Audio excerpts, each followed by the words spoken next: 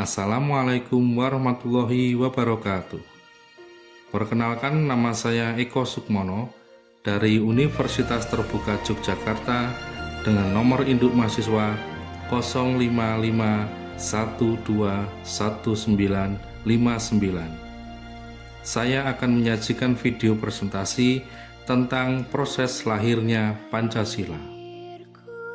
Berawal dari kekalahan Jepang di Pasifik pada tahun 1945, Jepang menjanjikan kemerdekaan bagi bangsa Indonesia dengan membentuk Dokuritsu Junbei Kosakai atau BPUPKI, Badan Penyelidik Usaha-Usaha Persiapan Kemerdekaan Indonesia, pada tanggal 29 April 1945.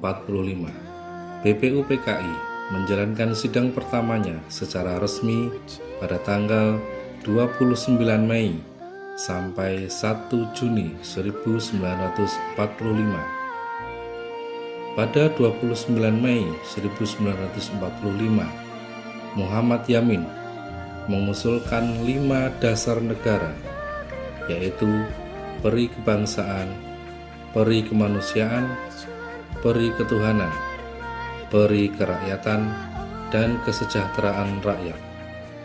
Pada tanggal 31 Mei 1945, Supomo memberikan pandangannya mengenai dasar negara.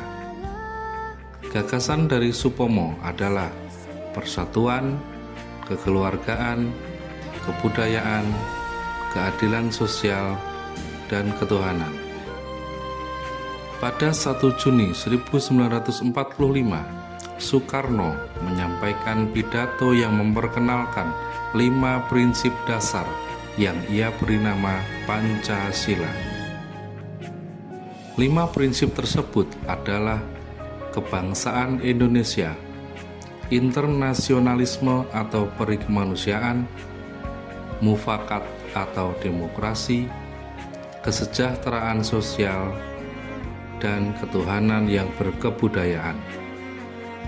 Setelah usulan dari para tokoh, BPUPKI membentuk sebuah panitia kecil yang dikenal sebagai Panitia 9, yang bertugas untuk merumuskan naskah dasar negara. Panitia ini terdiri dari 9 anggota, yakni Soekarno, Muhammad Hatta, Muhammad Yamin, Ahmad Suparjo, Agus Salim, Abi Kusno Cokro Suyoso, Wahid Hasim, Abdul Kahar Muzakir, dan A.A. Maramis. Panitia 9 yang dibentuk oleh BPUPKI menghasilkan Piagam Jakarta pada tanggal 22 Juni 1945 yang merupakan rumusan awal dari Pancasila. Dalam Piagam Jakarta, 5 sila yang dirumuskan adalah sebagai berikut. 1. Ketuhanan dengan kewajiban menjalankan syariat Islam bagi pemeluk-pemeluknya. 2. Kemanusiaan yang adil dan beradab. 3. Persatuan Indonesia. 4. Kerakyatan yang dipimpin oleh hikmat kebijaksanaan dalam permusyawaratan perwakilan. 5. Keadilan sosial bagi seluruh rakyat Indonesia. Pada tanggal 18 Agustus 1945, kalimat dengan kewajiban menjalankan syariat Islam bagi pemeluk-pemeluknya diubah demi menjaga kesatuan dan persatuan bangsa. Dan akhirnya lahirlah rumusan Pancasila yang kita kenal saat ini. Pancasila akhirnya disahkan dalam sidang Panitia Persiapan Kemerdekaan Indonesia pada tanggal 18 Agustus 1945 dengan rumusan sebagai berikut. 1. Ketuhanan yang Maha Esa. 2. Kemanusiaan yang adil dan beradab.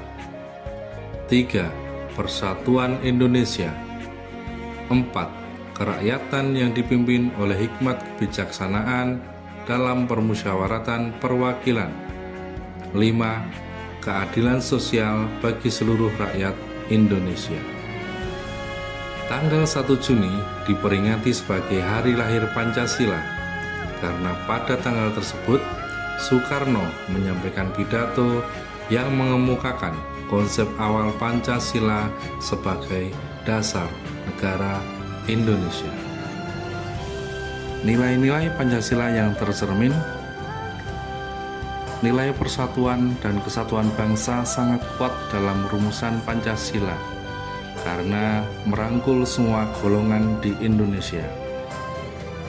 Nilai musyawarah dan mufakat terlihat dari cara perumusan yang melalui diskusi dan kompromi. Nilai ketuhanan, kemanusiaan, keadilan sosial, dan kerakyatan juga terakomodasi dalam rumusan Pancasila. Refleksi pribadi dan relevansi untuk generasi muda. Sebagai generasi muda, kita perlu menghayati bahwa Pancasila bukan hanya sejarah, tapi juga pedoman hidup yang relevan untuk menghadapi tantangan zaman sekarang. Kita harus menjaga persatuan, menghormati perbedaan, dan berjuang demi keadilan sosial. Demikian penjelasan singkat saya. Semoga bermanfaat dan dapat menambah wawasan kita semua. Wassalamualaikum warahmatullahi wabarakatuh.